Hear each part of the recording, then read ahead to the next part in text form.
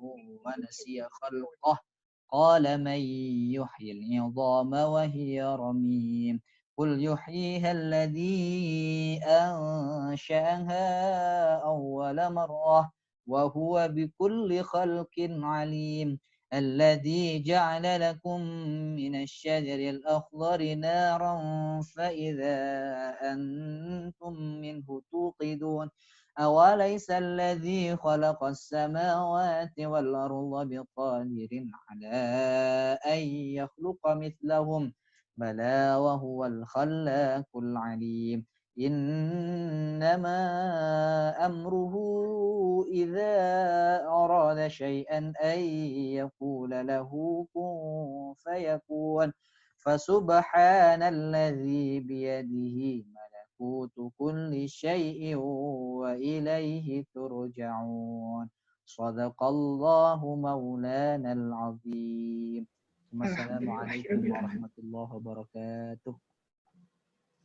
Baik, alhamdulillah. Terima kasih banyak Ustaz Arif.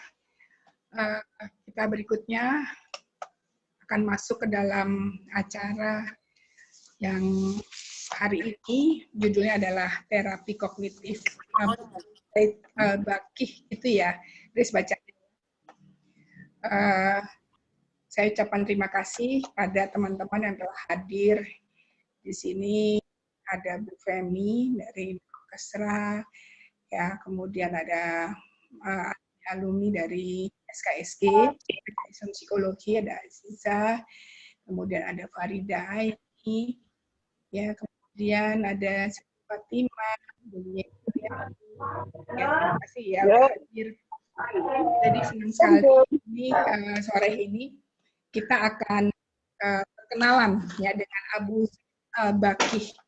Rizky Susanti ini alumni dari SKSG UI, ya, Islam Psikologi, ya Riz ya. Berapa tahun yang lalu ya Riz ya kamu lulus ya? 2019 saya wisuda. 2019 ya. Nah ini Rizky, Arek Surabaya, ya. Jadi sekarang Surabaya ya Riz ya? Surabaya. Tapi ngajar setelah tamat dari UI itu kamu ke ini Malang ya? UMM? Iya, tapi waktu habis lulus tuh saya sempat di Jakarta 1 semester. Waktu itu kan sempat bantuin Pak Ghazali ngajar di Paramadina, terus sempat bantu jadi asisten Prof Reni juga di Al-Azhar. Yeah. Ya. Terus setelah itu saya keterima di UMM, saya pulang ke Surabaya. Oh iya, itu lebih enak ya dekat dengan orang tua ya, Riz. Iya. Jadi ini nama kamu tuh kayak ada Susanti, Riz Susanti. Ada hubungan ya? Tiba-tiba kok saya jadi inget dengan siapa yang bulu tangkis tuh, San? Susi Susanti. Susi Susanti. Ada hubungannya apa? Kayak gimana? Ilhamnya apa dari situ apa enggak? Enggak ada hubungannya dengan itu. Enggak ada ya. Baik, ini kalau misalnya jadi dosen itu bukan misalnya. Kalau jadi dosen itu kan harus S3 ya. Kamu ada rencana kemana, kapan gitu, Riz? Saya sih kalau untuk rencana pastinya belum. Maksudnya saya belum menemukan, saya masih mencari. Saya maunya kalau bisa ngambil udah fokus ke Islamic Psychotherapy, jadi psikoterapi Islam, Prof. Tapi saya masih mencari-cari di mana gitu. Belum ada program studinya, itu saya belum ketemu. Ya, mudah-mudahan sih kalau bisa tahun depan sih, mudah-mudahan. Ya, gitu. Soalnya kalau di UI itu ya kalau pelamar baru, dosen baru cuma dikasih waktu 2 tahun. Dalam 2 tahun itu dia harus sudah jelas mau diterima di S3 di mana. Kalau enggak dia nggak boleh terus jadi dosen gitu. Ya. Karena salah agak ketat ya. Dan memang agak susah nih generasi sekarang ini benar-benar dituntut ya untuk lebih belajarnya lebih dalam lagi gitu. Terus ini tiba-tiba kamu tentang terapi kognitif, ini emang passion kamu ya tadi ya di terapi ya. Abu Z Al-Baqi ini saya belum kenal ya, tapi selintas dari yang kamu kirim, saya wah ini luar biasa ya, ini orang jenius sekali ya, karena minatnya luar biasa, 60 buku yang ditulis itu 60-nya beda-beda ya. Beda-beda. Geografi lah, tentang apa macam-macam gitu. Bahkan dia justru lebih dikenal sebagai apa untuk yang geografi ya? Dokter, kayaknya dokter. Ya, gitu ya. Jadi ini memang seorang jenius, salah satu jenius dari Persia ya, dari Iran ya. Ya. Silakan Riz, mau disampaikan nanti kamu lebih enak paparin sampai selesai dulu, ada tanya jawab atau tengah jalan ada tanya bisa nggak atau gimana? Mungkin saya paparkan dulu ya, Prof. Oh ya, oke. Nanti kalau ada pertanyaan boleh ditaruh di chat atau bagaimana begitu, Prof. Nanti waktu. Oh ya. Jadi bagi yang mau bertanya tulis di chat dulu, nanti sudah selesai paparan baru dijawab gitu ya. Iya. Ya, silakan. Baik, Prof.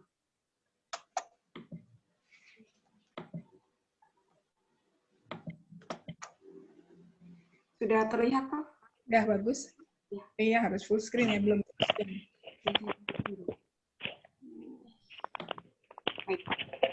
Ya, alhamdulillah, terima kasih. Assalamualaikum warahmatullahi wabarakatuh.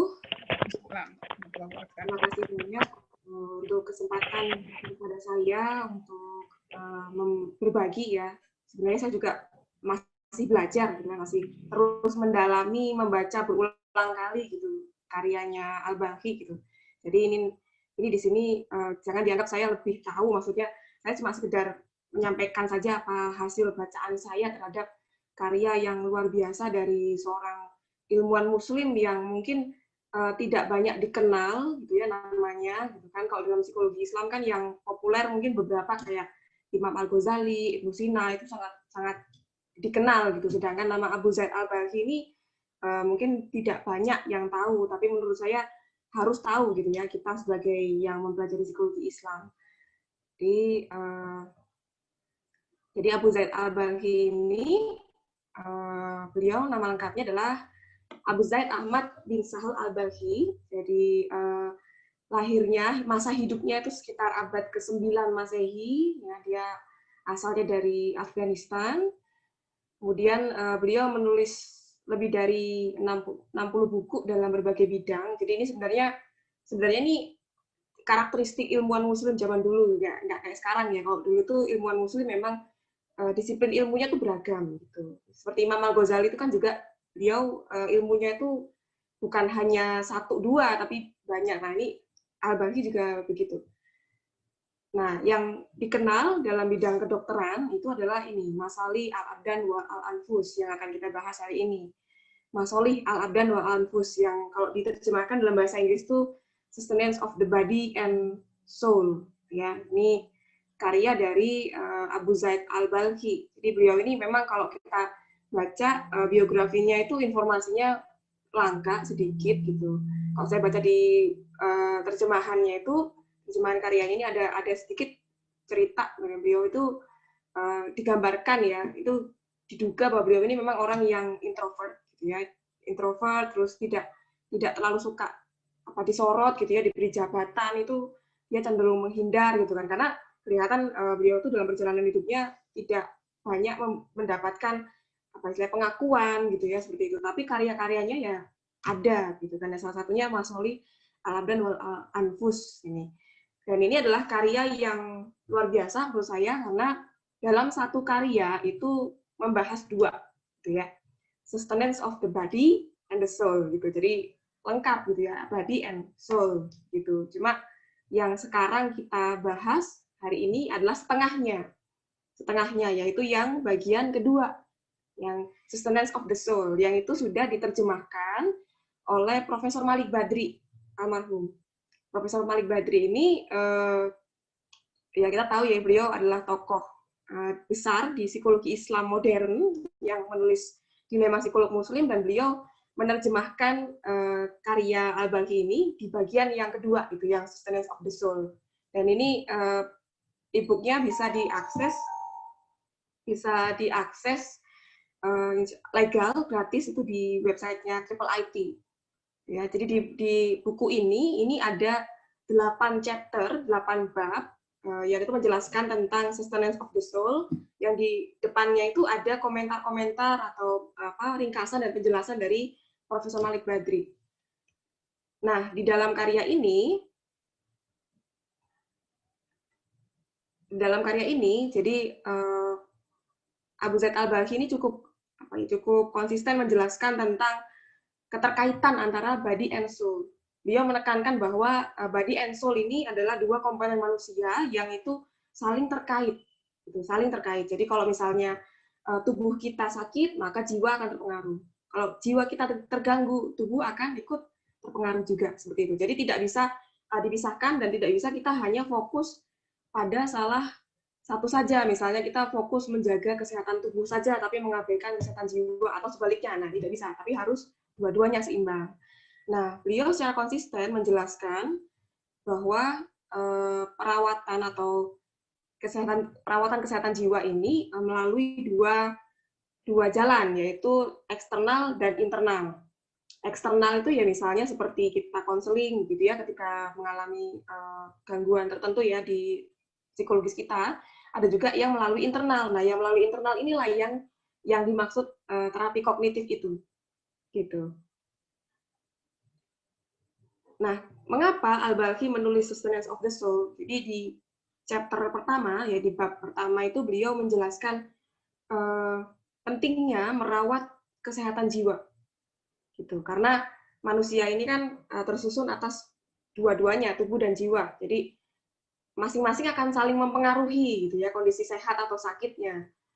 Nah, simptom psikologis, nah simptom ini kalau sekarang mungkin diartikan gejala, tapi kalau menurut Profesor Malik Badri, istilah simptom dalam bahasa Arabnya digunakan oleh Al-Balkhi itu untuk menyebut gejala maupun gangguan. Jadi simptom psikologis ini lebih sering dialami dibandingkan simptom pada kesehatan tubuh. Nah, tidak ada orang yang sama sekali selamat ya dalam masa hidupnya gitu, selamat dari simptom psikologis gitu kan, rasa tertekan gitu, kemarahan, kesedihan, itu kita semua pernah mengalami itu dalam kehidupan kita. Nah, simptom psikologis ini tidak kalah dengan gangguan pada fisik, karena ketika kita mengalami itu, kita juga bisa menderita gitu. Menderita. Jadi tidak kalah dengan penderitaan yang diakibatkan penyakit fisik. Nah, sayangnya pada saat itu, pada saat masa Al-Balkhi menulis ini, itu belum banyak, belum ada gitu menurut beliau ya, buku-buku kedokteran yang menuliskan tentang topik perawatan jiwa. Padahal ini tidak bisa diabaikan menurut Al-Balkhi gitu kan. Dan pada saat itu topik perawatan jiwa ini tidak masuk ke dalam ranah profesionalnya para dokter. Jadi cenderung diabaikan karena kalaupun diketahui atau dilihat ada treatment yang diberikan para dokter pada saat itu tidak cocok gitu ya untuk menangani simptom psikologis gitu. Jadi ini yang menjadikan latar belakang Al-Balkhi menulis Sustenance of the Soul gitu. Jadi bisa dibilang ini karya yang memiliki keterbaruan yang sangat tinggi pada saat itu gitu. Nah, bagaimana menjaga kesehatan jiwa? Jadi di sini nanti saya akan menjelaskan 3 poin. Nah, yang pertama adalah menjaga kesehatan jiwa dari gangguan-gangguan psikologis atau apa-apa bisa disambung. Jadi bagaimana upaya preventif untuk menjaga kesehatan jiwa? Di sini Al-Balkhi menjelaskan 2 strategi, ya, seperti yang saya sebutkan di awal. Ada strategi eksternal. Ya, jadi strategi eksternal itu dilakukan ketika kita berusaha melindungi jiwa kita itu dari hal-hal yang mungkin bisa mengganggu dari luar, gitu. Nah, itu bisa dari apa yang kita lihat, apa yang kita dengar, yang itu bisa membangkitkan kekhawatiran atau memunculkan emosi-emosi negatif.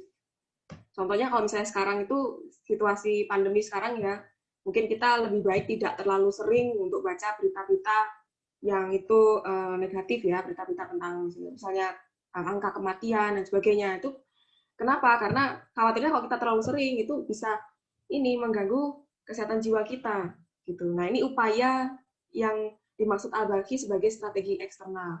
Kemudian ada strategi internal. Nah, strategi internal ini ketika seseorang melindungi jiwanya itu dari pikiran-pikiran negatif yang itu dari dalam dirinya sendiri. Gitu. Dari dalam dirinya sendiri. Dan di sini ada 2 metode. 2 metode yang masuk ke dalam upaya preventif yang itu strategi internal. Yang pertama adalah menginternalisasi keyakinan yang benar tentang sifat alamnya dunia. Jadi di sini maksudnya begini, ketika kita dalam kondisi rileks, dalam kondisi tenang, kita perlu meyakinkan pada diri kita sendiri bahwa dunia ini tidak diciptakan untuk memenuhi keinginan kita tanpa menjadikan kita mengalami simptom psikologis.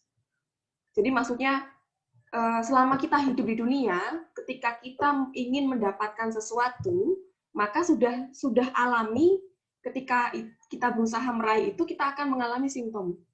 Gitu. Contohnya misalnya mahasiswa nih, seorang mahasiswa, dia ingin meraih prestasi yang baik di perkuliahan misalnya, dia akan berusaha, misalnya dia akan belajar, ya, dia akan sungguh-sungguh berusaha supaya prestasinya baik. Nah, di sepanjang usahanya itu, mungkin dia akan mengalami simptom-simptom psikologis, misalnya kecemasan, stres, gitu. Ketika misalnya nilai ujiannya kurang bagus, dia mengalami kesedihan, gitu kan. Nah, itu sudah sifat alamnya dunia. Selama kita di dunia, ketika kita menginginkan sesuatu, maka ya itu resikonya kita bisa terserang simptom psikologis. Gitu. Nah, dengan memahami ini, dengan memahami sifat alaminya dunia ini, kita akan lebih siap gitu, menjalani keseharian kita. Jika sehari-harinya kita mungkin bisa mengalami situasi-situasi yang mungkin memunculkan kecemasan. Nah, kemudian yang kedua, metode yang kedua adalah belajar menoleransi situasi mencemaskan secara bertahap. Jadi maksudnya Al-Baqi, kita perlu belajar untuk menoleransi pengalaman-pengalaman yang itu mungkin sebenarnya bisa memantik kecemasan kita. Caranya adalah kita melatih diri kita untuk tidak bereaksi berlebihan terhadap situasi mencemaskan tersebut. Nah, itu dimulai dari situasi mencemaskan yang kadarnya itu kecil. Gitu. Jadi kita latih diri kita untuk tidak bereaksi berlebihan ketika menghadapi situasi mencemaskan, mulai dari yang kecil. Kalau kita sudah terbiasa, kita akan melatih diri kita untuk menoleransi situasi mencemaskan yang kadarnya lebih besar sedikit, dan seterusnya. Nah, kalau kita sudah terbiasa, nah itu nanti akan jadi kebiasaan buat kita yang itu bertahap dari yang kecemasannya paling sedikit sampai yang situasi kecemasannya paling besar gitu ya. Nah, ini kalau menurut Prof. Malik Badri disebutkan di bukunya itu mirip seperti teknik systematic desensitization kalau di psikologi modern gitu ya. Ternyata yang sudah pernah terpikir tentang konsep ini itu Al-Baqi gitu di karya Sustenance of the Soul itu. Nah, Al-Baqi juga menjelaskan bahwa tiap individu itu memiliki daya tahan yang berbeda-beda dalam menghadapi situasi mencemaskan. Jadi situasinya sama, tapi mungkin dua orang yang mengalaminya itu bisa jadi daya tahannya berbeda. Gitu. Jadi ketika seseorang sudah memahami daya tahan dia dalam menghadapi situasi mencemaskan tersebut, maka dia bisa memutuskan mana yang siap dia hadapi, mana yang lebih baik dia hindari untuk menjaga kesehatan jiwanya. Jadi ini metode-metode untuk menjaga kesehatan jiwa kita. Ini dalam kondisi ketika kita masih tenang ya, rileks, belum terserang atau belum mengalami simptom psikologis. Nah, yang kedua, bagaimana memulihkan kesehatan jiwa ketika kita mulai mengalami simptom psikologis itu. Jadi Al-Baqi menjelaskan bahwa simptom psikologis itu memang lebih sering dialami. Dan memang secara natural itu manusia tidak mungkin bisa menjaga jiwanya itu selalu tenang. Gitu. Karena selama kita di dunia itu ada saja gitu kan, akan terus-menerus ada kejadian-kejadian yang itu bisa memunculkan kecemasan, kesedihan gitu ya di dalam diri kita. Dan orang bisa saja dalam waktu yang cukup lama ya tidak mengeluhkan rasa sakit di tubuhnya. Tapi sepertinya tidak ada orang yang melewati satu hari pun tanpa menghadapi pengalaman yang mungkin bisa memunculkan simptom psikologis. Itu kalau menurut Al-Baqi seperti itu. Jadi bisa aja mungkin dalam waktu 1 bulan ini kita tidak mengalami demam atau tidak mengalami sakit kepala, tapi dalam 1 bulan itu kita sudah beberapa kali mengalami situasi-situasi yang mungkin bisa memunculkan kecemasan kita, gitu ya, bisa membuat kita sedih seperti itu. Jadi ini memang sifatnya jiwa, karena jiwa ini esensinya mudah berubah-ubah. Gitu. Nah, kalau fisik yang sakit, maka pengobatan yang diberikan itu sifatnya fisik juga, kan? Obat-obatan, ya, diet, gitu. Tapi kalau jiwa yang mengalami simptom, maka menurut Al-Baqi seharusnya terapi yang diberikan juga sifatnya non fisik, sama seperti sifatnya jiwa, seperti itu. Nah, di sini lagi-lagi Al-Baqi juga menjelaskan ada 2 strategi, yaitu internal dan eksternal dalam upaya memulihkan kesehatan jiwa kita ketika kita sudah mulai mengalami simptom. Nah, strategi internalnya adalah seseorang bisa melawan simptom-simptomnya itu dengan mengembangkan pikiran-pikiran positif yang berlawanan dari penyebab gangguan tersebut. Jadi, apa sih penyebab dari kecemasan yang kita alami? Nah, kita bisa melawan itu dengan mengembangkan pikiran positif yang itu kebalikannya. Gitu. Tujuannya adalah untuk menetralisasi simptom tadi. Dan ini, pikiran-pikiran positif ini lebih baik sudah dikembangkan sejak jiwa kita dalam keadaan tenang tadi ya. Jadi kalau Al-Baqi itu mengibaratkan tuh ini seperti stok persediaan obat. Kan kita punya ya stok persediaan obat itu, misalnya kita punya obat sakit kepala, obat flu gitu kan, itu untuk jaga-jaga kalau kita terserang penyakit itu. Nah, pikiran-pikiran positif yang kita bangun ini adalah stok persediaan obat. Ya, seperti stok persediaan itu di dalam memori kita gitu kan, yang itu bisa kita munculkan ketika kita mulai mengalami simptom. Itu analoginya begitu menurut Al-Baqi. Nah, pikiran-pikiran ini yang kita simpan di dalam memori kita itu menjadi bantuan pertama ketika kita belum bisa menemukan bantuan dari eksternal. Gitu. Jadi ketika kita cemas, gitu, ketika kita mengalami kesedihan, nah bantuan pertamanya itu adalah itu tadi pikiran-pikiran positif yang sudah kita rekam, kita tanamkan di memori kita. Gitu. Nah, strategi eksternalnya adalah dengan mendengar saran atau berdiskusi dengan orang lain. Kalau menurut Al-Baqi ini, beliau menyebutnya adalah berdiskusi dengan orang yang bijak, ya, seorang pendakwah gitu, yang bijaksana gitu. Kalau sekarang mungkin istilahnya konselor gitu. Itu untuk menenangkan jiwa kita yang sedang gelisah. Nah, strategi eksternal ini lebih efektif daripada internal. Ya, kalau untuk orang-orang yang sedang mengalami gangguan, sedang mengalami simptom, gitu. Jadi dibandingkan tadi yang pertama upaya preventif, kalau ini upaya untuk memulihkan kesehatan jiwa, strategi eksternal ini akan lebih bermanfaat karena biasanya orang itu akan lebih mudah menerima saran dari orang lain dibandingkan dirinya sendiri. Menurut Al-Baqi begitu. Jadi kita kalau lagi ada masalah gitu ya, kita sudah tahu bahwa harusnya saya bersabar, misalnya harusnya saya tawakal kepada Allah gitu. Tapi kadang-kadang kita sulit menerima saran dari diri sendiri gitu. Tapi ketika orang lain yang memberikan nasihat itu kepada kita, gitu, mungkin bisa jadi lebih mudah untuk kita terima. Nah, yang kedua, biasanya orang yang sedang mengalami simptom itu kurang bisa berpikir jernih untuk bisa mengatasi simptom tersebut. Sehingga butuh orang lain untuk menunjuki cara untuk pulih. Tapi bagaimanapun yang internal juga tidak kalah penting sebagai pertolongan pertama, seperti yang tadi saya sudah sebutkan. Nah, ini poin yang ketiga, kita masuk ke terapinya, terapi kognitif ya, untuk mengatasi simptom psikologis.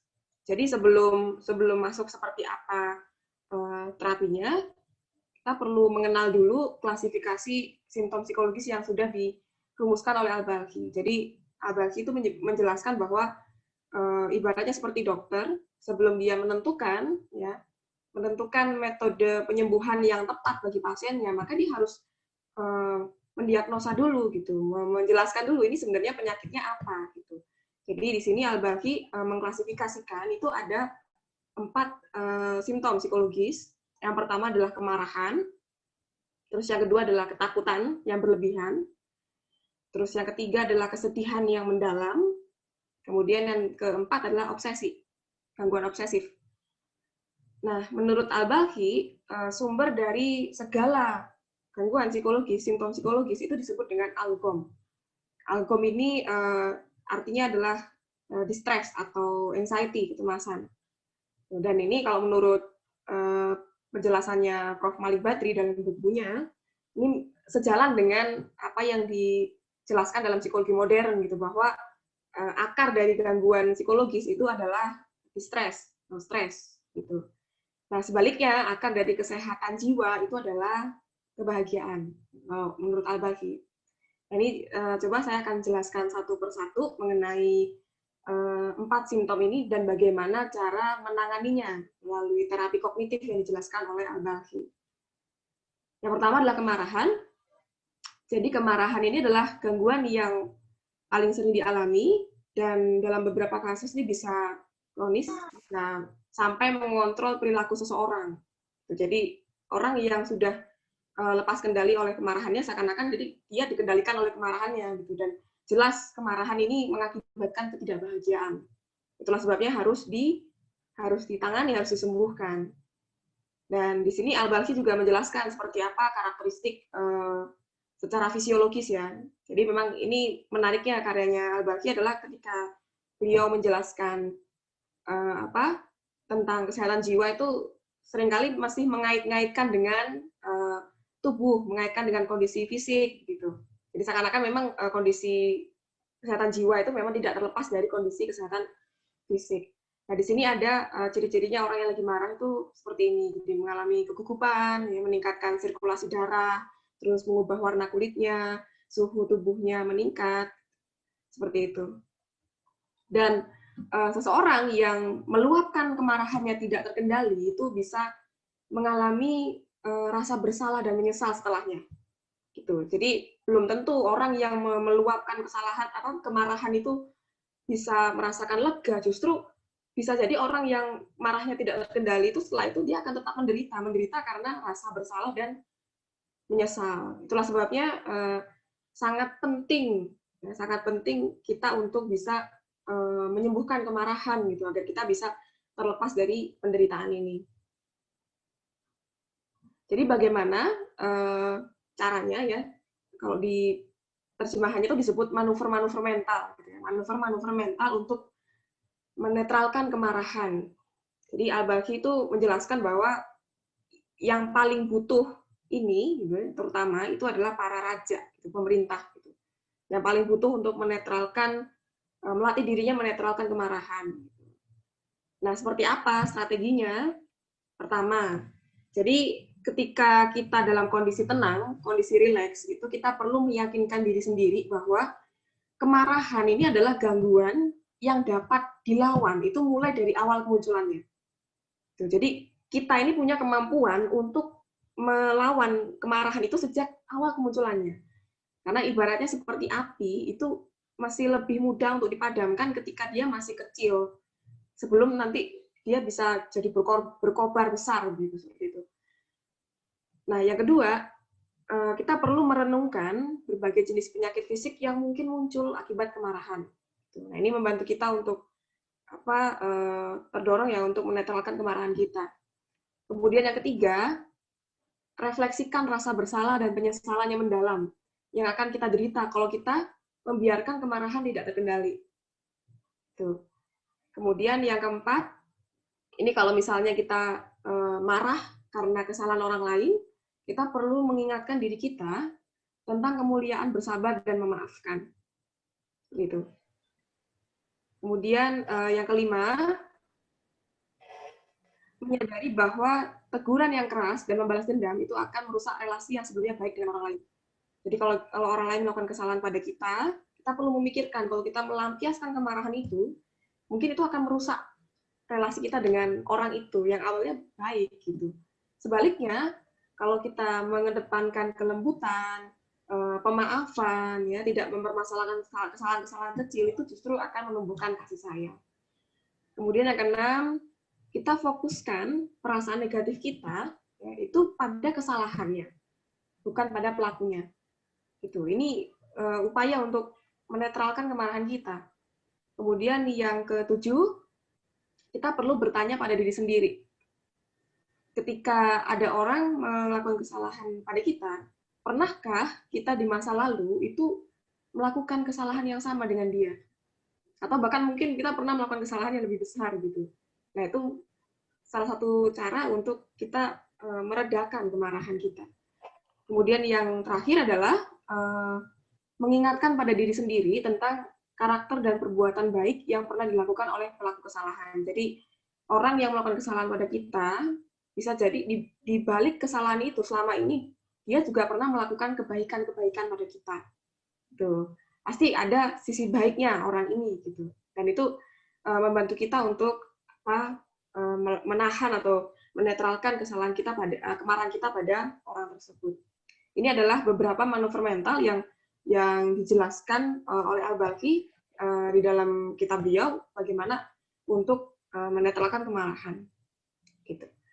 Nah, kemudian yang kedua adalah ketakutan yang berlebihan. Jadi ketakutan yang berlebihan ini ketakutan ekstrim yang mungkin disebut teror, ya. Jadi bukan sekedar takut biasa, tapi betul-betul takutan yang berlebihan, yang itu diakibatkan oleh sesuatu yang menurut kita itu mengancam bagi kita. Mengancam, ya mungkin akan menyakiti kita, bahkan mungkin bisa menewaskan kita, seperti itu.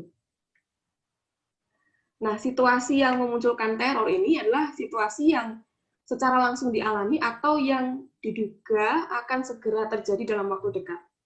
Gitu. Contohnya misalnya kondisi ini ya, pandemi dulu waktu di awal-awal, waktu kasusnya masih di Cina itu, ketika belum masuk di Indonesia, itu kan kita melihat itu khawatir ya, tapi itu belum sampai ke teror gitu kan. Beda dengan sekarang yang sudah kasusnya banyak di sekitar kita gitu kan, bahkan mungkin ada orang-orang yang kita kenal yang mengalami itu, ya itu akhirnya bisa memunculkan ini, teror itu.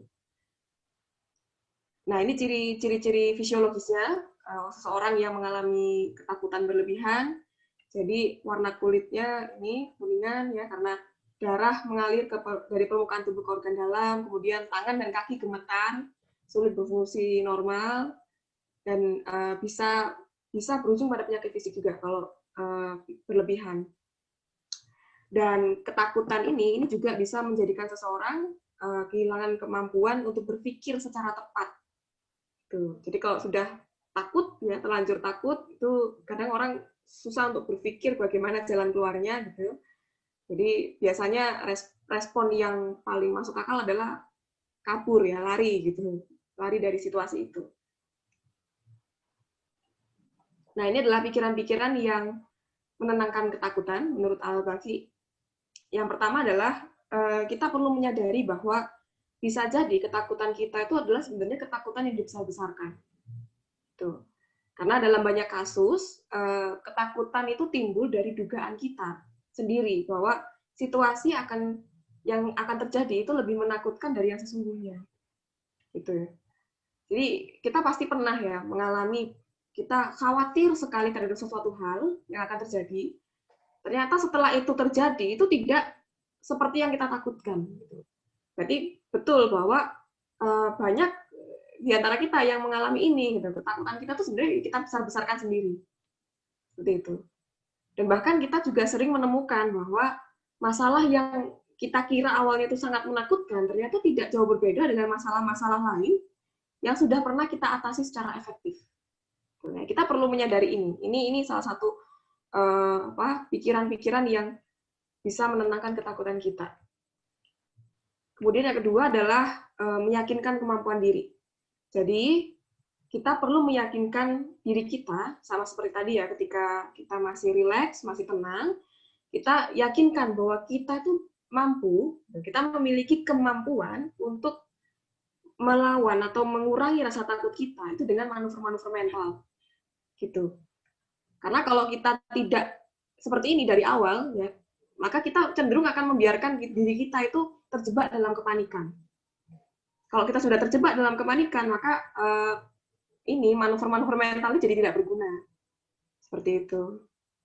Nah, contohnya nih kalau disebutkan oleh Al-Balkhi, ya, mengatakan pada diri sendiri gitu. Takutan itu bisa mengurangi harga diri kita, gitu kan? Bisa menjadikan kita malu, gitu ya, seperti pengecut ya. Ibaratnya seperti tentara yang lari dari medan perang, itu kan sangat memalukan, nah, seperti itu. Itu contoh taktik untuk meyakinkan kemampuan diri kita bahwa kita bisa ini melawan rasa takut. Kemudian yang ketiga adalah meyakinkan bahwa kita ini bukan orang yang naif. Jadi maksudnya kita ini yang sudah hidup selama bertahun-tahun, bukan pertama kalinya kita mengalami situasi menakutkan. Tuh, jadi sudah berkali-kali kita mengalami situasi menakutkan gitu. Jadi kita bukan orang yang sebenarnya bukan orang yang sama sekali tidak berpengalaman dengan situasi menakutkan gitu. Jadi kita sudah pernah mengalami itu. Makanya yang wajar untuk merasa takut itu biasanya anak-anak, kan? Karena anak-anak ini kan pengalamannya masih sedikit gitu. Sedangkan kita orang dewasa, kita bukan orang-orang yang naif yang sudah pernah sebelumnya mengalami situasi-situasi menakutkan. Nah, itulah kenapa kalau di dalam kitab beliau Al-Baghi menjelaskan raja-raja dulu itu mengirim tentara ke medan perang itu sejak usianya masih muda. Gitu. Kenapa? Karena yaitu supaya mereka terbiasa melihat situasi perang yang menakutkan itu sejak di usia muda. Jadi sejak awal itu mereka sudah terbiasa dengan pengalaman melihat situasi perang itu. Nah, kemudian yang berikutnya adalah kita berupaya menjadikan diri kita familiar dengan situasi tertentu yang menakutkan. Jadi menurut Al-Baghi, seseorang yang punya pengalaman yang panjang menghadapi keadaan yang awalnya menakutkan itu lama-lama bisa terbiasa, sehingga rasa takutnya itu akan berkurang bahkan hilang pada situasi tersebut. Jadi untuk mengurangi ketakutan itu bisa dilakukan dengan paparan berulang-ulang hingga hal tersebut menjadi familiar bagi dia gitu. Ini gagasan seperti ini sepertinya mirip dengan terapi-terapi behavioristik ya. Kalau di terapi pendekatan behavioristik ada yang menggunakan exposure terapi yang itu dengan dipaparkan berulang-ulang sehingga yang awalnya itu menakutkan bagi dia karena sudah terbiasa akhirnya kecemasannya itu berkurang, bahkan hilang menghadapi situasi yang awalnya menakutkan itu. Kemudian yang ketiga adalah kesedihan yang mendalam.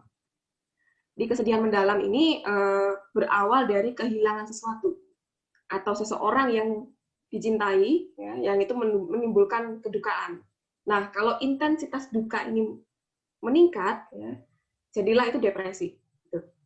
Jadi sebenarnya memang kesedihan itu tidak selalu hanya disebabkan kehilangan, cuman kalau sepengetahuan saya selama saya baca beberapa pemikiran ulama cukup konsisten, jadi dari Al-Kindi, Al-Baghi, Abu Bakar Ar-Razi, Ibnu Miskawai menjelaskan bahwa kesedihan itu berawal dari kehilangan. Mungkin ini yang ditekankan ya oleh para ulama, sumber dari kesedihan itu adalah kehilangan sesuatu atau seseorang yang dicintai. Nah, ekstrimnya orang itu bisa sampai merasa putus asa. Gitu. Ini adalah orang yang mengalami kesedihan mendalam seperti ini perilakunya bisa sampai menampar mukanya, gitu, merobek pertanyaannya, menarik-narik rambutnya seperti itu. Terus ini juga ya, kesedihan dan depresi itu bisa mengakibatkan seseorang merasa kelelahan, terus energi tubuhnya itu seperti terkuras, seperti orang yang selalu lelah gitu, dan kehilangan keinginan terhadap kesenangan, dan bisa juga mengakibatkan pada penyakit fisik. Kalau diibaratkan tuh seperti gerhana menurut Al-Baghi. Jadi jiwa kita itu seperti cahaya matahari. Nah, kesedihan dan depresi ini seperti gerhana yang menutupinya, jadinya gelap. Gitu. Nah, kalau ketakutan tadi itu terarah pada masa depan, di apa yang akan terjadi. Nah, bedanya kalau kesedihan itu pada masa lalu, gitu. Nah, yang ini yang mungkin mengalami penderitaan yang sangat besar ya ketika seseorang mengalami dua-duanya dalam waktu bersamaan, gitu kan. Jadi dia takut pada sesuatu yang akan terjadi di masa depan dan dia mengalami kesedihan dengan apa yang telah hilang dari dia di masa lalu. Nah, Al-Baghi menekankan di dalam kitab beliau beberapa kali ya, jadi dia menjelaskan bahwa tidak semestinya seorang pun berharap dirinya terbebas dari segala kecemasan dan kesedihan. Karena dunia ini bukanlah tempat untuk kita bisa menikmati hidup dengan kebebasan sepenuhnya dari ketakutan dan kesedihan. Kondisi semacam itu hanya dijamin bagi orang-orang yang selamat dan masuk surga di akhirat.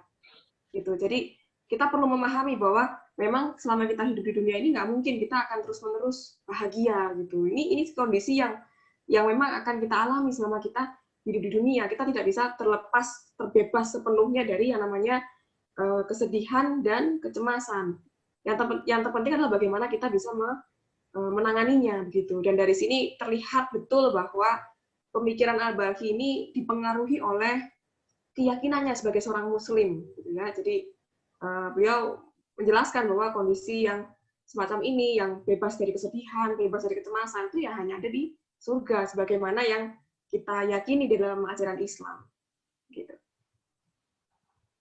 Nah, bagaimana pikiran-pikiran untuk mengatasi kesedihan? Jadi yang pertama, kita perlu memikirkan dampaknya terhadap kesehatan tubuh kita. Jadi kesedihan dan depresi ini tentu saja bisa menyakiti ya kesehatan tubuh gitu kan, karena mungkin ada orang yang sampai nggak selera makan gitu, tidak mengurus tubuhnya begitu karena saking tenggelam dalam kesedihan. Nah, orang yang menyayangi tubuhnya tentu saja dia tidak akan rela membiarkan kesedihan menyakiti tubuhnya, maka dia harus segera bisa bangkit dari kesedihannya. Kemudian yang kedua, memikirkan bahwa kehidupan di dunia tidak selalu bahagia. Seperti tadi sudah dijelaskan bahwa dunia ini bukan tempat kebahagiaan terus-menerus. Ya, tidak mungkin gitu ya. Jadi tidak ada orang di dunia ini ya, orang dewasa terutama yang tidak pernah mengalami kehilangan seumur hidupnya. Pasti pernah, kan? Seperti itu. Jadi kita perlu memahami ini. Itu untuk membantu kita untuk bisa bangkit dari kesedihan kita. Gitu. Karena memang dunia ini tempat kita bisa mengalami kehilangan-kehilangan. Kemudian yang ketiga adalah pikiran bahwa kesedihan yang berlebihan adalah kelemahan. Maksudnya adalah ketika kita mengalami suatu kesedihan yang berlebihan ketika menghadapi kehilangan, itu sebenarnya adalah musibah yang lebih besar daripada kehilangan itu sendiri. Gitu. Karena dalam kehidupan ini kita akan berulang kali mengalami kehilangan. Gitu. Jadi kalau misalnya sekarang kita mengalami kehilangan, kemudian kita tenggelam dalam kesedihan, itu akan menjadi kelemahan diri kita. Karena bukan hanya sekali itu kita mengalami kehilangan. Nanti di masa depan kita akan mengalami lagi kehilangan-kehilangan yang lain. Gitu. Kalau misalnya kita tidak segera bangkit, gitu, itu akan membahayakan jiwa kita juga. Nah, orang yang bijak itu akan melatih dirinya untuk tabah menghadapi kehilangan. Sehingga dia akan mereduksi kehilangan itu tinggal satu aja, yaitu kehilangan kesabaran menghadapi musibah. Jadi bagi orang yang betul-betul bijaksana, bagi dia, kehilangan dalam hidupnya itu hanya satu, yaitu ketika dia kehilangan kesabaran menghadapi musibah. Itu yang harus ditangani oleh dia. Gitu. Terus yang keempat, menyadari bahwa jiwa adalah karunia yang sangat berharga. Jadi kalau jiwa kita aman, ya, jiwa kita sehat, itu kita akan lebih mampu menghadapi kehilangan-kehilangan. Nah, kita juga perlu mengaitkan pikiran ini dengan keyakinan bahwa orang lain itu mungkin juga ada yang mengalami kehilangan yang serupa dengan kita. Tuh, karena secara alamiah, menurut Al-Balkhi, manusia itu akan lebih terhibur, ya, lebih ringan kesedihannya ketika mengetahui bahwa ada orang lain yang senasib dengan kita. Gitu. Jadi bukan hanya kita yang mengalami kehilangan. Kemudian berikutnya adalah kita perlu memikirkan, bisa jadi ketika kita bersedih karena kehilangan sesuatu, mungkin di balik itu sebenarnya kita sedang diselamatkan dari suatu kemalangan yang lebih besar, tapi kita nggak tahu. Gitu. Jadi mungkin ada suatu kemalangan yang lebih besar bagi kita, tapi tidak menimpa kita. Gitu. Jadi di balik kehilangan kita itu mungkin bisa jadi ada hikmah, ya? Dan masih ada masa depan bagi kita untuk memperbaiki apa yang hilang dengan merefleksikan karunia yang masih ada pada kita. Kemudian yang keenam adalah kita perlu menyadari bahwa waktu akan menyembuhkan. Jadi kita perlu merefleksikan pengalaman diri sendiri atau pengalaman orang lain bahwa kesedihan karena kehilangan itu akan berkurang gitu seiring waktu. Nah, kalau kita menyadari hal ini akan memberikan rasa nyaman gitu ya pada diri kita. Kemudian yang terakhir, yang keempat adalah gangguan obsesif. Ini berbeda dari yang 3 lainnya ya. Jadi ini bukan kesedihan, gangguan obsesif. Ini ada di pikiran kita, yaitu pikiran negatif yang berulang-ulang, yang itu menimbulkan ketakutan atau ketidakbahagiaan. Nah, ini berbeda dari tiga simptom sebelumnya. 3 simptom sebelumnya itu semua orang pernah mengalami itu, tapi kalau obsesif ini ada yang tidak mengalami sama sekali. Gitu. Jadi ada yang mengalami, tapi ada yang seumur hidupnya tidak pernah mengalami ini. Gitu. Jadi ini inner speech, ya, monolog di dalam diri kita yang itu berulang-ulang, yang bisa menimbulkan kecemasan dan ketidakbahagiaan. Dan ini menurut Al-Balkhi tidak sepenuhnya merupakan simptom psikologis, tapi juga dipengaruhi oleh kondisi fisiologis bawaan, gitu. Dan seperti yang dijelaskan oleh Prof. Malik Badri, pendapatnya Al-Balkhi ini sejalan dengan temuan psikologi modern yang menyatakan bahwa gangguan obsesif atau yang sekarang disebut OCD, Obsessive Compulsive Disorder, itu ada pengaruh kondisi fisiologis, begitu. Nah, ini seperti yang saya sebutkan tadi, berbeda dengan simptom lainnya. Ada orang yang sama sekali tidak pernah mengalami gangguan ini. Dan ini yang paling sulit untuk disembuhkan kalau menurut Al-Balkhi, karena ini ada kondisi fisiologisnya juga. Gitu. Nah, bagaimana cara untuk mengurangi simptomnya? Ada strategi eksternal, yaitu yang pertama adalah menghindari kesendirian. Jadi kesendirian ini bisa menstimulasi munculnya pikiran negatif. Yang itu tadi yang berulang-ulang itu yang menyakiti diri sendiri. Bagi orang yang mengalami gangguan itu, obsesif tadi. Nah, seseorang perlu menyibukkan dirinya dengan berinteraksi, berdiskusi dengan orang lain, ya. Nah, ini untuk mengalihkan supaya tidak muncul pikiran negatif yang berulang-ulang itu. Nah, ini sejalan dengan terapi yang diberikan pada orang-orang yang mengalami gangguan OCD, yaitu terapi modern yang salah satunya adalah seperti ini juga. Jadi disarankan penderitanya itu tidak banyak ini menyendiri gitu. Jadi lebih banyak menyibukkan diri dengan berinteraksi dengan orang lain. Kemudian yang berikutnya adalah tidak menganggur.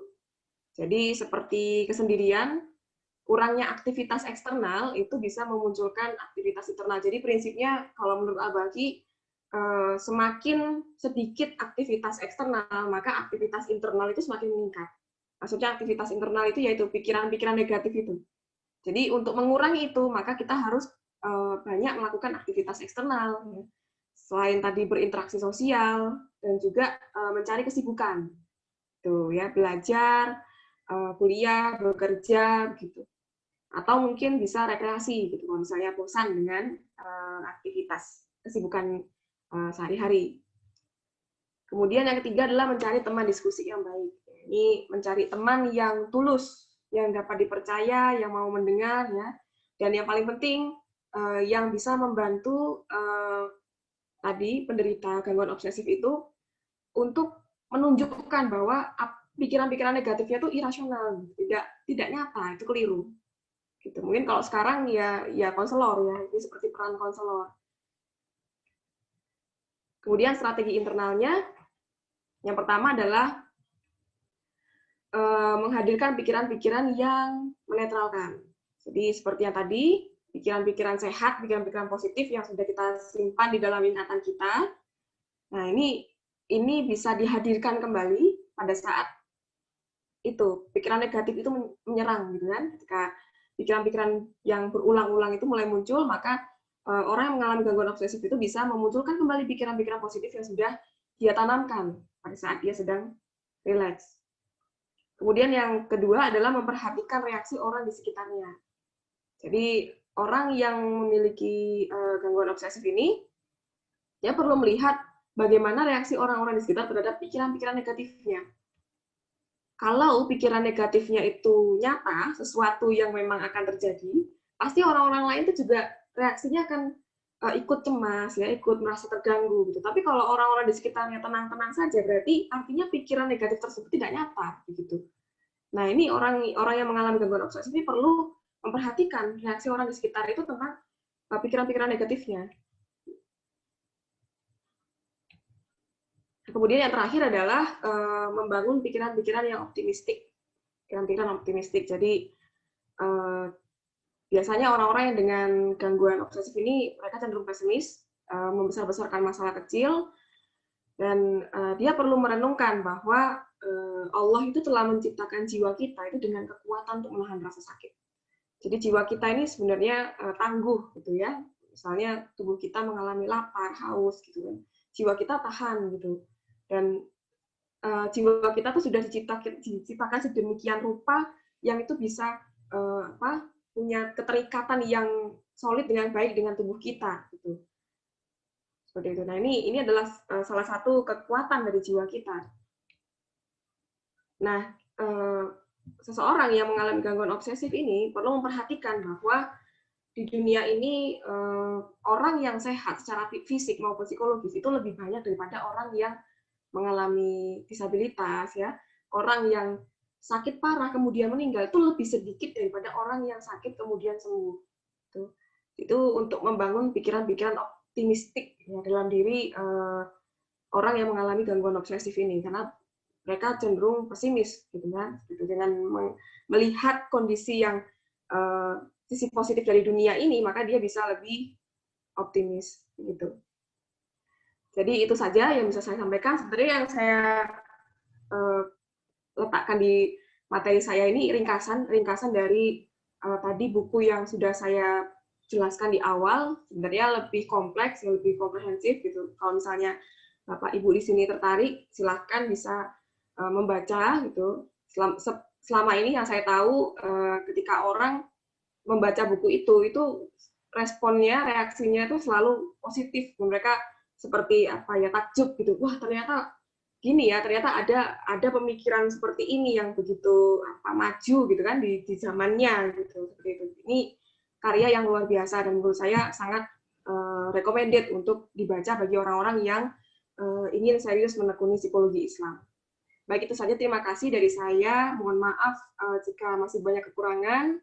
Saya kembalikan kepada Prof. Reni. Wassalamualaikum warahmatullahi wabarakatuh. Waalaikumsalam warahmatullahi wabarakatuh. Wah, alhamdulillah dahsyat sekali Rizky ya.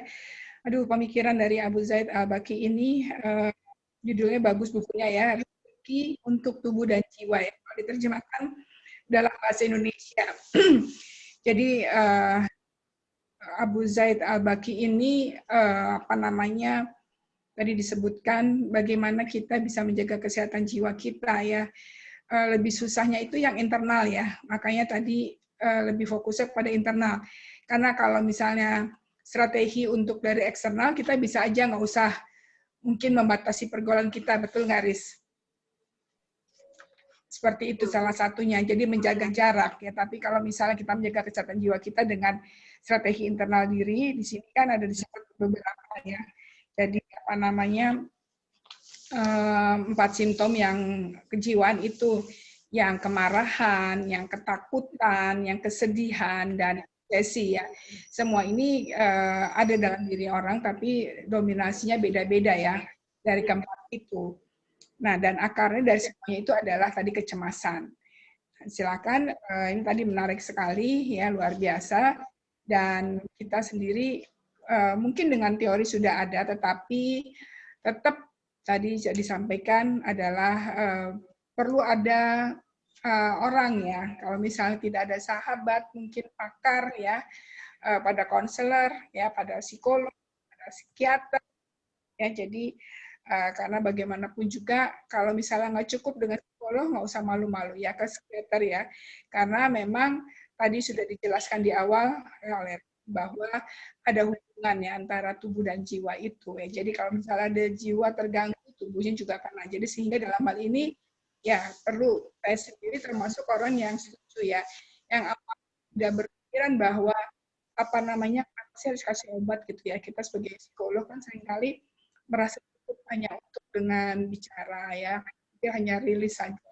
Ternyata dengan kesini saya melihat bahwa ya perlu, jadi bahwa tubuh juga perlu dikasih medikasi ya. Jadi kerjasama antara psikiater dengan psikolog itu cukup baik,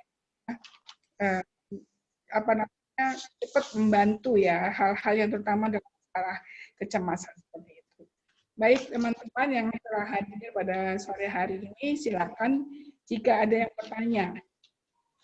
Yang jelas ini tadi sudah dibarisbawahi oleh Rizky ya, bahwa yang paling sulit itu adalah yang bukan adalah masalah obsesi ya, pikiran yang terus-menerus muncul ya, sehingga gangguan dengan kompulsif juga tadi disebutin OCD ya, dan salah satunya adalah dengan yang eksternal.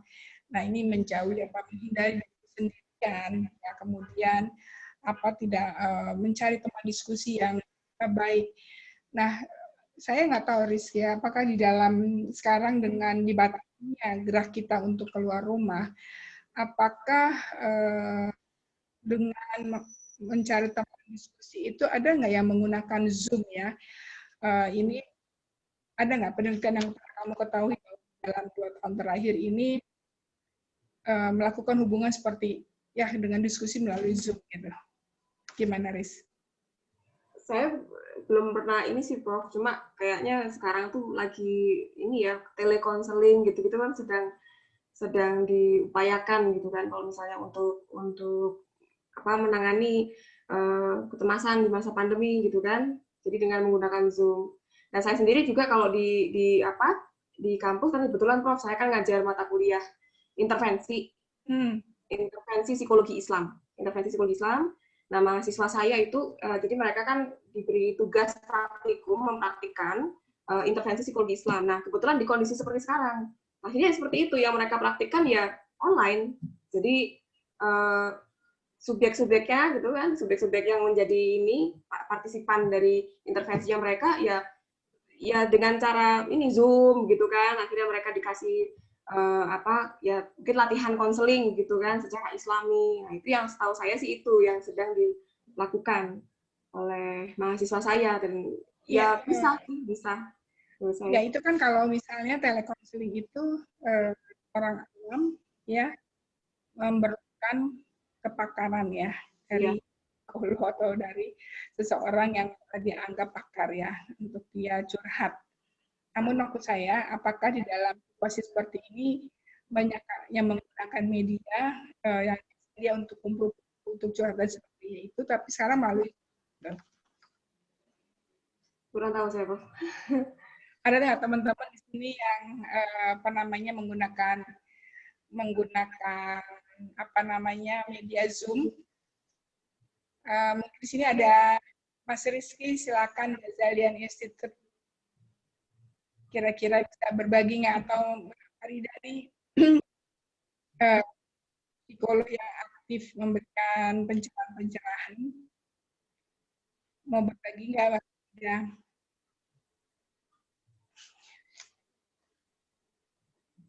Bu Femi, terima kasih sudah hadir.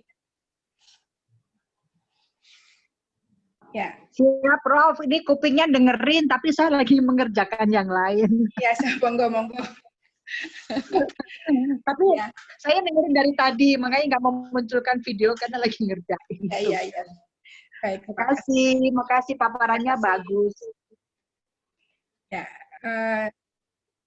Ricky nggak ada. Kemudian Mbak Farida ada nggak? Farida mau sharing?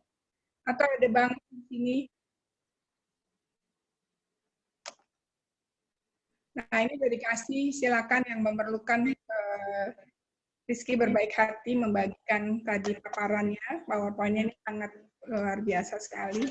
Kita mendapatkan satu pencerahan ya dari Al-Baqi, yang selama ini kita kan hanya mengenal yang disebutkan tadi adalah Al-Ghazali, yang mana misalnya lebih banyak membahas mengenai nafsu ya, nafsu amarah, kemudian mutmainah, bahwa kita sebenarnya dalam nafsu itu adalah badan tenang ya, jadi dalam amarah.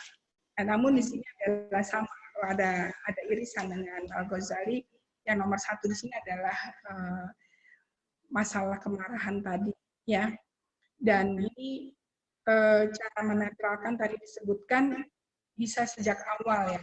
Kemudian menurut saya apa nggak lebih mudah ya, kalau udah marah itu kan justru akan merasa lega kalau udah marah dan keluar umpatan-umpatan, hal-hal kata buruk, bahkan ada yang dengan binatang dan sebagainya. Dan memang mungkin secara teoritis dia tahu bahwa itu akan merusak hubungannya dia dengan orang lain. Dan memang secara teoritis kita tahu juga bahwa seseorang yang telah mendapatkan umpatan dan sebagainya, yaitu susah melupakan hal-hal yang menyakiti dirinya ya. Walaupun kemudian kita selalu diingatkan bahwa memaafkan itu lebih baik gitu ya. Tapi rasanya itu tidak semudah itu. Sehingga ya tetap stay away aja, nggak perlu ketemu lagi dengan orang yang memarahin itu ya. Dan juga walaupun tahu ada sisi baik dari yang memarahi itu, tetapi tetap yang diingat itu adalah hal-hal yang menyakitkan yang dimarahin itu. Dan misalnya kalau kita marahin ya Pak ya supir atau pembantu apa ya, dia akan berpikir ngapain gue kerja lagi, mendingan gue cari tempat yang lain aja gitu ya. Jadi dia nggak akan kita baik-baikin kasih apa nggak mempan udah, karena dia lebih berpikir dia nggak mau disakiti, merasa harga diri. Gimana tuh? Ya, Prof. Memang kalau saya baca di kitabnya Al-Baghi itu, dia menjelaskan tentang bagaimana menetralkan kemarahan itu konteksnya sangat lebih spesifik pada raja. Karena raja itu kan bahaya kalau dia sampai tidak terkendali kemarahannya. Dan sebenarnya selain manuver mental itu, raja itu perlu didampingi dengan penasihat yang bisa membantu untuk meredakan kemarahannya gitu kan, jadi supaya tidak lepas kendali seperti itu.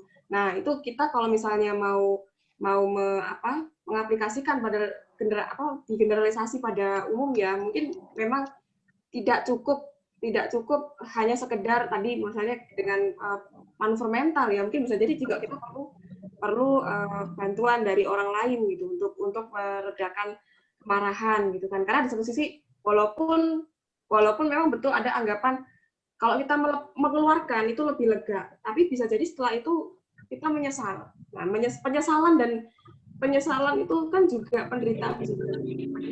Kalau bersalah itu juga penderitaan. Jadi kalau menurut saya orang tuh mungkin berpikir setelah saya mengeluarkan kemarahan penderitaan saya berakhir. Tidak. Setelah itu akan ada penderitaan selanjutnya, yaitu penyesalan dan rasa bersalah. Jadi kalau menurut Al-Baghi lebih utama menetralkan kemarahan dengan mengubah cara berpikir. Mungkin ya bisa dilengkapi karena ini kan kalau dalam psikoterapi Islam kan nggak cuma Al-Baghi ya, kan ada dari Al-Ghazali juga menyampaikan, misalnya kalau dalam Islam juga ada misalnya kayak amalan-amalan tertentu, misalnya membaca ta'awud atau istighfar gitu, seperti itu. Jadi atau berwudu ya? Ya berwudu. Basuh muka ya dengan air kan juga. Iya.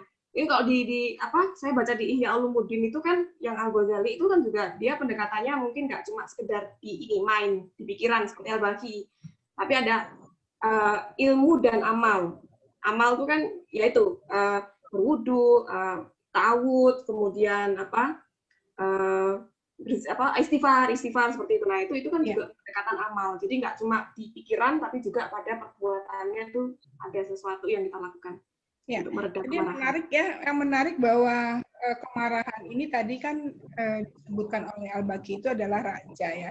Mungkin raja ini adalah statusnya simbol dari kekuasaan. Jadi mungkin ini adalah untuk lebih utama untuk para penguasa ya, para pejabat ya, harus hati-hati ini ya dengan kemarahan-marahan, karena biasanya sering muncul kemarahan itu hal-hal yang sifatnya sepele ya, sudah capek, kemudian hal-hal yang kita berharap sudah selesai, ada deadline, ada apa, ternyata tidak sesuai dengan apa yang dikerjakan oleh Bapak, tidak sesuai, sehingga ini memunculkan tadi, karena antara harapan dengan kenyataan itu tidak sama, gitu.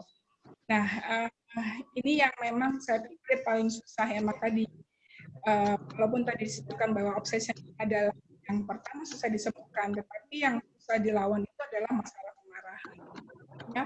Terus kemudian untuk kemarahan ini apakah ada yang mau sharing ya? Nah, nanti ada Bu ya tanya tentang, oh ada dua ya. Bu Yeni tanya tentang depresi ini. Mengapa depresi masih bisa terjadi pada usia lanjut? Bisa jawab kan nih Mbak Rizky? Itu mungkin Prof. Eni yang lebih Kalau orang kayak kita psikiater Bu Yeni. saya khawatir jawab salah. Enggak, kalau misalnya dikaitkan dengan tadi aja ya, bahwa apa namanya dengan simptom-simptom tadi aja, kira-kira bagaimana? Ini manusia sekali ya kan. Kayaknya nih alirannya kalau dalam psikologi adalah humanistik ya. Karena memang manusia pada dasarnya seperti itu. Silakan, mungkin ada referensi. Mungkin karena ini, kalau saya kalau ini ya, saya menjawab dalam kacamatanya Al-Balkhi ya. Al-Balkhi menjelaskan itu kesedihan itu diakibatkan kehilangan sesuatu atau seseorang yang sangat dicintai. Ya kalau menurut saya bisa saja orang usia lanjut mengalami itu karena bisa mengalami, selama dia mengalami kehilangan, nah itu masih memungkinkan memunculkan depresi itu. Ini kalau dalam secara teoritik ya, secara teorik dari penjelasannya Al-Balkhi gitu kan, karena penyebabnya kan kehilangan. Itu. Ya, sebenarnya kalau juga secara teoritis lagi, seharusnya usia lanjut katakan ya sudah dari 60 ya. Itu kan semakin dia mendekatkan diri ya kepada Allah ya. Jadi semakin banyak bacaan-bacaannya gitu. Jadi ini hal-hal yang tadi depresi itu kan lebih pada dikaitkan dengan kesedihan, kehilangan seseorang yang dicintai, yang disayangi ya. Kalau kita tidak berdasar kepada Al-Qur'an dan hadis, itu kita akan sedih terus ya, akan marah. Karena kita terbelenggu, terperangkap dengan perasaan-perasaan kita, dan selalu dengan memori yang ke belakang. Nah, jadi dia harus ada copingnya, memang harus ada strategi untuk keluar dari rasa sedih itu. Dan kalau kita melihat bahwa kita ini siapa sih? Bahwa kita ini adalah ciptaan Allah yang kita cuma sebentar di sini, bahwa kita bukan anak kita, itu bukan milik kita gitu. Jadi dengan kita banyak tadi bacaan-bacaan kita jadi lebih memahami sebenarnya tujuan kita ada di dunia ini apa gitu ya. Nah justru dengan itulah makanya tidak perlu ada depresi ya sebenarnya, tidak perlu ada sedih boleh ya, tapi tidak itu dipelihara. Jadi harus ada strategi copingnya, dan buku ini menurut saya yang disampaikan itu bagusnya adalah dia sangat sistematik menyampaikannya ya, bahwa strategi internal apa, strategi eksternal. Jadi kalau internalnya nggak mempan, nggak mampu ya, ada orang yang lemah ya, tidak kuat apa, ya ini bantu orang lain. Nah eksternal ini jadi perlu ada tadi selalu mendampingi dia ya, untuk tidak terus-menerus tadi ngomong depresi ya tadi ya, larut di dalam kesedihan ya. Dan kalau misalnya depresi itu tadi kan ada simptom yang organik ya, jadi yang terkait dengan masalah fisik itu memang nggak bisa dihindari, dia harus kontak dengan psikiater ya, secara medis gitu. Karena udah nggak mempan lagi, mau diomongin kayaknya udah keluar sini keluar sana aja seperti itu. Dan tadi juga Rizky mengingatkan kita bahwa salah satu juga obat yang mujarab adalah kita harus sibuk ya.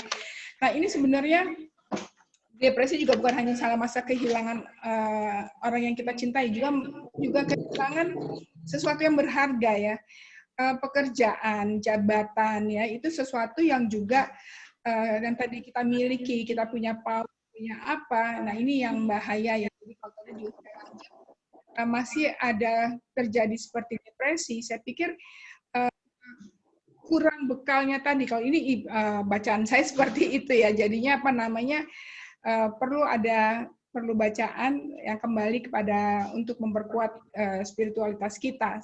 Menurut saya seperti itu ya Bu Yeni. Mungkin ada yang bisa menambahkan. Kira-kira ya, Riki ya, silakan Pak Riki. Ya Prof, terima kasih. Al-Balkhi ini kan pendahulunya Al-Ghazali gitu Prof ya. Bahkan Al-Balkhi ini 10 abad sebelum DSM dibuat, Al-Balkhi sudah membuat terlebih dahulu, bahkan dia sudah sangat terperinci tentang indikator dari kecemasan, dari kemarahan, dan was-was ya, dan OCD ya. Nah,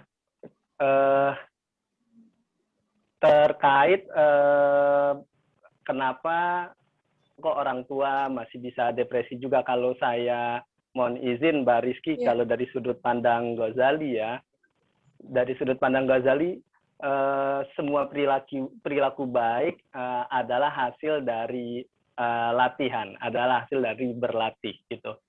Begitu juga dengan perilaku buruk. Jadi semua perilaku buruk tidak serta-merta hadir pada diri manusia, tetapi itu lewat proses pelatihan yang sangat panjang. Nah, terkait tadi dengan depresi di masa tua, kalau menurut teori bisa jadi, kalau menurut teori Ghazali bisa jadi coping terhadap stresnya di masa muda itu tidak dilatih, Prof. Gitu. Ya, sehingga di masa tua, ya karena coping terhadap stres itu tidak dilatih, otomatis di masa tua ya malah semakin kuat gitu, semakin kuat perilaku buruk dalam menghadapi strategi stresnya gitu. Kalau dalam pandangan Ghazali itu memang ini kan sebagian besar penyakit yang diutarakan oleh Al-Balkhi ini adalah gangguan godop ya. Gangguan godop itu gangguan dorongan untuk melindungi diri terhadap serangan ya, yang menyebabkan diri ini terluka, atau yang disebut juga mekanisme pertahanan diri. Kecuali satu, pada was-wasa atau OCD itu adalah gangguan kepada akal. Nah, dalam pandangan Ghazali, kenapa itu Prof, amarah itu tidak boleh dilepaskan dengan mudah? Karena tadi apabila kita melepaskan amarah itu dengan mudah, sama saja kita melatih godop kita gitu. Jadi kita terbiasa untuk marah gitu. Lama-lama akan menjadi akhlak, akan menjadi perilaku yang otomatis gitu. Nah, ini Ghazali, menarik ya, menarik karena disebut latihan. Idealnya sejak kapan tuh dilatih itu ya, supaya tidak muncul itu numpuk akhirnya pada usia lanjut terjadi masih depresi. Dari 0 tahun, Prof. Kalau Ghazali, jadi tahap perkembangannya kan 0 sampai 7 tahun itu perkembangan syahwatnya, belajar mengelola keinginan, Prof. Syahwat itu dorongan untuk menarik manfaat, yang untuk merasakan kenikmatan. Ini dari 0 sampai 7 tahun sudah dilatih untuk mengelola keinginannya tuh. Karena fase berkembangnya 0 sampai 7 tahun. Gitu. Sedangkan amarah ya atau godop berkembangnya tuh 7 sampai 8 tahun. Nah, ini fase-fase di mana seorang anak mulai melindungi dirinya, melindungi apa yang dia milikinya dari kehilangan. Ini fase godopnya amarah berkembang di usia tersebut. Jadi kalau ditanya kapan baiknya, ya dari 0-7 tahun itu sudah mulai sedikit-sedikit dilatih. Kalau Ghazali diawali dari table manner, Prof. Table manner itu aturan makan gitu, aturan makan gitu. Jadi Al-Ghazali udah bicara table manner ya saat itu ya? Yes, malah adab pertama adalah table manner, Prof. Gitu. Bagaimana dia, jadi kan kalau makan itu, kalau Ghazali itu nggak boleh langsung ke tengah, Prof. Gitu. Misalnya lauknya ada di tengah, kita nggak boleh ngambil dari tengah. Jadi nyendoknya itu disisir dari pinggir, baru ke tengah. Jangan-jangan table manner dari barat itu ngambil dari Al-Ghazali ya, karena kan memang kita menguangkan sup juga dari pinggir gitu ya. Iya. Gitu, dan ke depan begitu. Dan betul. ini juga apa namanya, jadi ngomong table manner, ingat kecerdasan emosional nggak? Siapa ingat tokohnya nggak? Siapa ingat nggak, Far? Yang Howard Gardner, Bu. Bukan kecerdasan emosional. Goleman. Iya, Goleman, tapi ini yang dikasih apa namanya, ditinggalin anak-anak itu ya. Jadi dia mau dilihat bisa nggak dia mengendalikan dirinya. Dikasih apa namanya itu, bukan main sih nama kok jadi tiba-tiba hang. Nah, lanjutkan deh dari Al-Ghazali ya. Ya, jadi dari makan itu anak sudah dilatih kesabaran gitu, Prof. Belajar untuk menahan diri dari makan itu saja gitu. Belum dari yang lainnya gitu. Belum dari yang lainnya. Nah, Kalau kemudian dipikir-pikir kalau kan orang Indonesia anak-anaknya itu masih kecil, masih disuap-suapin ya, Rik, ya. Tapi kalau kita di film kan orang Barat dari umur 12 bulan mereka sudah duduk di kursi ya.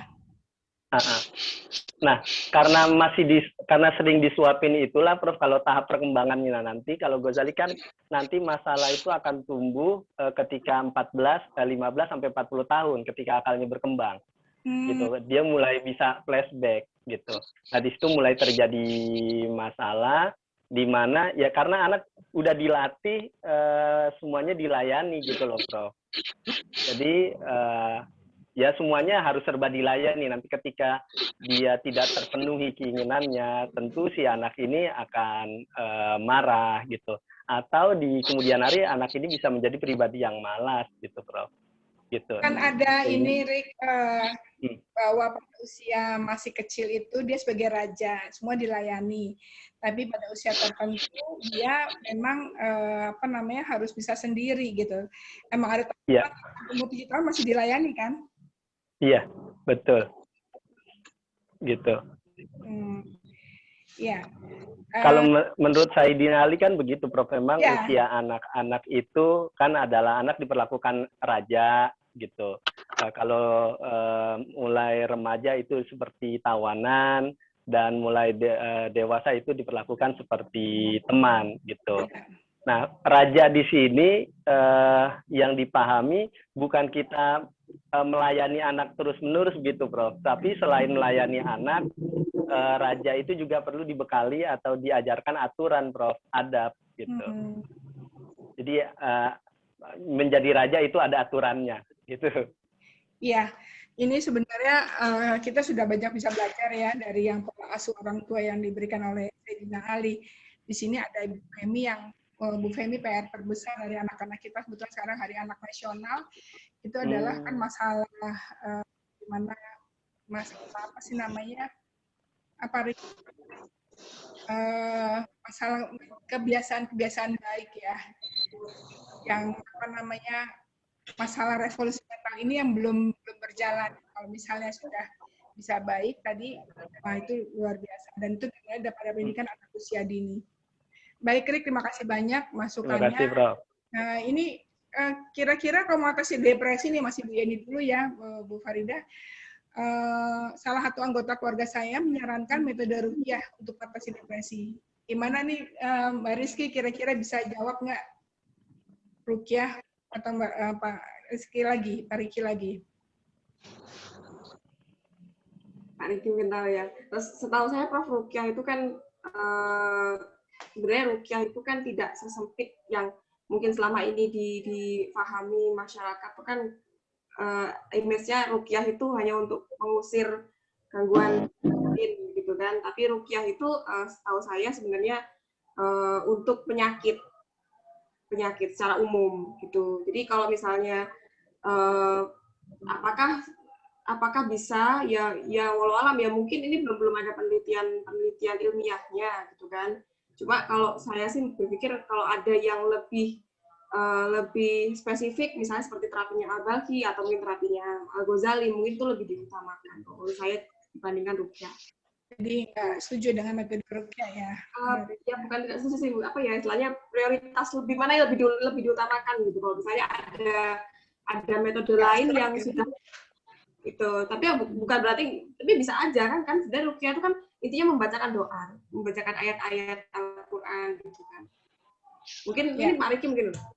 Silakan, Erik mau nambahin nggak?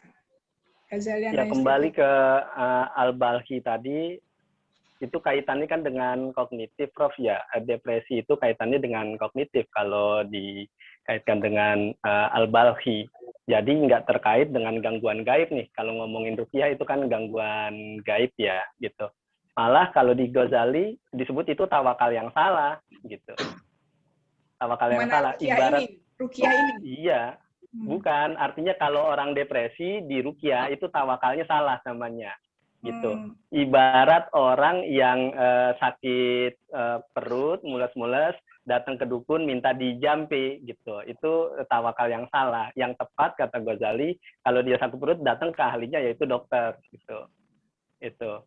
Jadi kan orang sekarang Islam itu kan lagi euforia tuh Prof, dikit-dikit yang sebut Islami itu ruqyah, sebut Islami itu bekam, padahal nggak semua permasalahan psikologis diselesaikan dengan cara itu. Kata Ghazali itu tawakal yang salah. Karena obatnya bukan di situ gitu. Ya, terima kasih Pak Diki. Mudah-mudahan nih saya bisa jawab ya. Jadi harusnya ya kalau depresi tadi ke psikiater aja, dan kemudian juga kalau nggak mempan ke psikolog ya ke psikiater. Baik, ini dari Mbak Farida ini dari tanya apa yang menjadi keunggulan pendekatan terapi kognitif Al-Baqi ini? Bagaimana kira-kira bentuk penerapannya?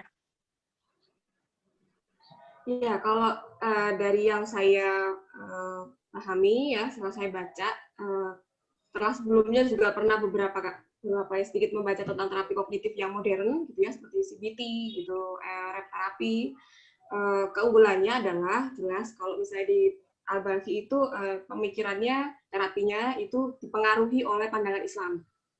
Jadi maksudnya ada unsur itu, keyakinan Islamnya itu yang kan ini kan seperti kita menanamkan belief dalam diri kita ya untuk mengurangi simptom psikologis itu, dan belief itu, pikiran-pikiran positif itu dipengaruhi oleh dari sumber ajaran Islam gitu. Salah satunya seperti tadi yang misalnya kita perlu meyakini kondisi dunia yang ini penuh dengan istilahnya situasi-situasi yang bisa bikin kita sedih, kita nggak bisa terus-menerus bahagia di sini karena ini bukan surga seperti itu. Nah itu kan pemikiran-pemikiran yang diwarnai oleh pandangan Islam. Mungkin kelebihannya di situ, tapi kita juga tidak bisa menarik bahwa mungkin terapi-terapi yang sekarang itu kan sudah lebih canggih gitu lah ya, lebih ini ya mungkin bisa sebenarnya kita integrasi gitu ya, misalnya integrasi dengan pendekatan yang sekarang modern, tapi tetap kita belajar dari metodenya Al-Baqi yang itu bagaimana itu tadi terapi kognitifnya itu diwarnai oleh pandangan Islam. Mungkin itu sebenarnya keunggulannya dibandingkan dengan yang sekarang terapi modern. Ya. Mudah-mudahan bisa kejawab ya Mbak Farida. Jadi kalau saya sih melihat ya, apapun kalau misalnya terapi apakah Al-Baqi atau siapa gitu ya, ini pada dasar pada Al-Quran dan hadis. Jadi kalau misalnya kita mau mengkombinasikan pendekatan psikologi dengan Islam, kita harus memperkuat dulu juga pengertian pemahaman kita dari tafsir-tafsir ya yang di Al-Quran. Jadi terus dibaca gitu. Dan kalau di sini kan Al-Baqi memang sama sekali kayaknya dia nggak nyebut dalam bahasa Islam atau Arab ya. Misalnya caranya adalah antara lain memikirkan bahwa kita diselamatkan dari kemalangan. Mungkin itu yang selalu kita baca adalah hikmah. Kita ngambil hikmah dari kemalangan ya.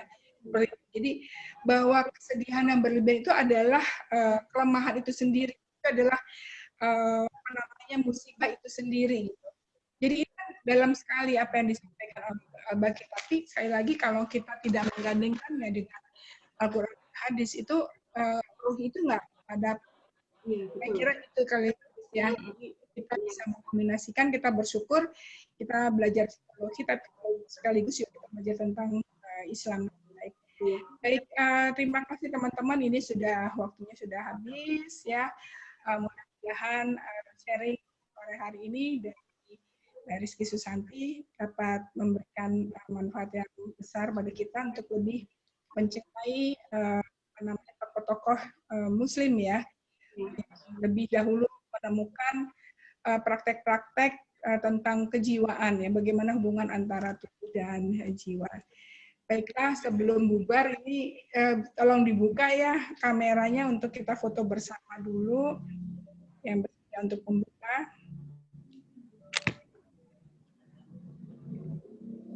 Ya. Yang lainnya nggak buka ya. Baik, Mail. Lagi. Ya.